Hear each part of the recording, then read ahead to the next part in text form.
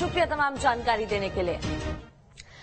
और विधानसभा चुनाव से जुड़ी इस वक्त की बड़ी खबर, दिल्ली आज फिर कांग्रेस स्क्रीनिंग कमेटी की बैठक करने वाली है। दिल्ली से एक खबर है, आज फिर कांग्रेस स्क्रीनिंग कमेटी की बैठक होगी। रणदीप सुरजेवाला, पीसीसी चीफ कमलनाथ और वरिष्ठ नेता मौजूद रहेंगे। स्क्रीनिंग कमेटी की सीटों पर चर्चा होगी। मंगलवार शाम को भी स्क्रीनिंग कमेटी की बैठक हुई थी।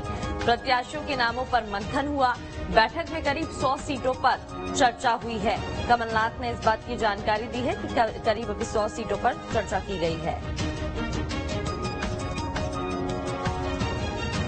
देखिए, स्क्रीनिंग कमेटी में सीटों पर चर्चा। दिल्ली से बड़ी खबर, मंगलवार को थी प्रत्याशियों के नामों पर मंथन और बैठक में करीब 100 सीटों पर मंथन। इधर पीसीसी चीफ कमलनाथ ने बैठक के बाद क्या कुछ जानकारी दी है, चलिए सुनते हैं।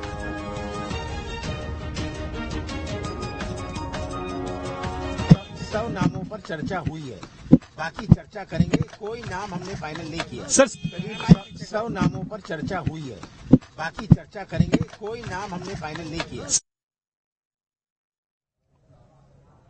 और इधर कमलनाथ का बयान आप सुन रहे थे कि 100 सीटों पर चर्चा हुई है। अभी कोई नाम फाइनल नहीं किया गया है, लेकिन चर्चा जारी है। अभी चर्चा होनी भी है।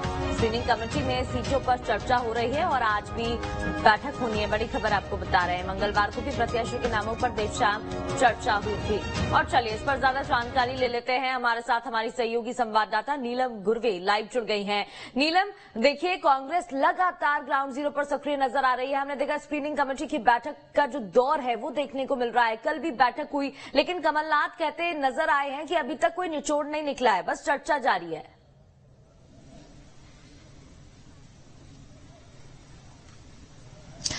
जी बिल्कुल, देखिए, कांग्रेस में लगातार जो है मंथन का, बैठकों का दौर जारी है।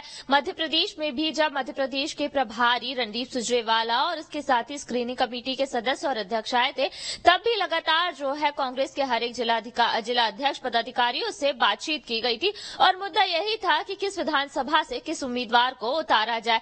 कल भी हमने देखा कि जब स्क्रीनिंग कमेटी की बैठक हुई तो कमलनाथ ने बयान देते हुए कहा कि अभी जो है किसी भी नाम पर मोहर नहीं लगी है, पर जो जानकारी निकलकर सामने आई है कि करीब 100 से ऐसे ज्यादा नाम है जिन पर चर्चा की गई है। जो जानकारी मिल रही है उसके मुताबिक कांग्रेस पहले उन सीटों पर अपने प्रत्याशी उतार सकती है जहां पर जीत की संभावना सबसे ज्यादा है। देखिए, ये रणनीति जो है बीजेपी से उलट नजर आ रही है। जहां बीजेपी ने सबसे पहले अपनी हारी हुई सीटों पर प्रत्याशियों की घोषणा की, तो वहीं कांग्रेस अब उन सीटों पर अपने प्रत्याशी उतार रही है जहां पर उसे जीत की संभावना सबसे ज्यादा नजर आ रही है। पहले कांग्रेस भी इसी रणनीति के तहत काम करने वाली थी कि जो हारी हुई सीटें हैं, जिनकी संख्या कांग्रेस ने करीब 66 के आसपास लगाई है, उन पर प्रत्याशियों की घोषणा की जाएगी। पर लगता कहीं न कहीं अब भी उन सीटों पर पेच फंसता हुआ नजर आ रहा है।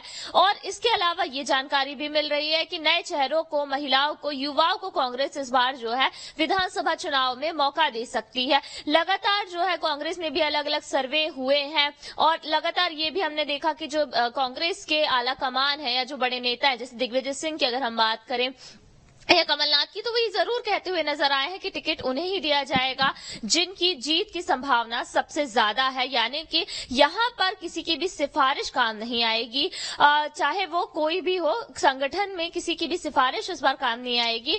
टिकट उसे ही दिया जाएगा जिसे जो है जीत की संभावना ज्यादा नजर आ रही है। ये अगर हम बात करें, इस फॉर्मूले के तहत कांग्रेस ने नगरीय निकाय के चुनाव भी जीते थे और बड़ी संख्या में जो है नगरीय निकाय चुनाव में कांग्रेस ने अपनी जीत भी दर्ज की थी। बड़ी नगर पालिका और नगर निगम में जो है कांग्रेस ने इसी रणनीति के तहत हमने देखा था कि जीत दर्ज की थी। तो इसी फॉर्मूले को जो है विधानसभा चुनाव 2023 में भी अपनाया जा रहा है कहीं न कहीं, ताकि जो है 2018 में जब जीत मिली थी तो 2023 में भी जो है जीत की संभावना को पुख्ता किया जा सके, प्रबल किया जा सके। और ये जरूर हो सकता है कि आज जब बैठक होगी तो जिन नामों पर चर्चा की गई है, जिन चेहरों पर कांग्रेस सोच रही कि दाव लगाया जा सकता है, उनके नामों की सूची अब जल्द से जल्द जारी हो सकती है। क्योंकि देखिए, अब सितंबर का करीब आधा महीना निकल चुका है और अगर हम बात करें निर्वाचन आयोग की तैयारी की, तो निर्वाचन आयोग लगातार अपनी तैयारियों में जुटा हुआ है।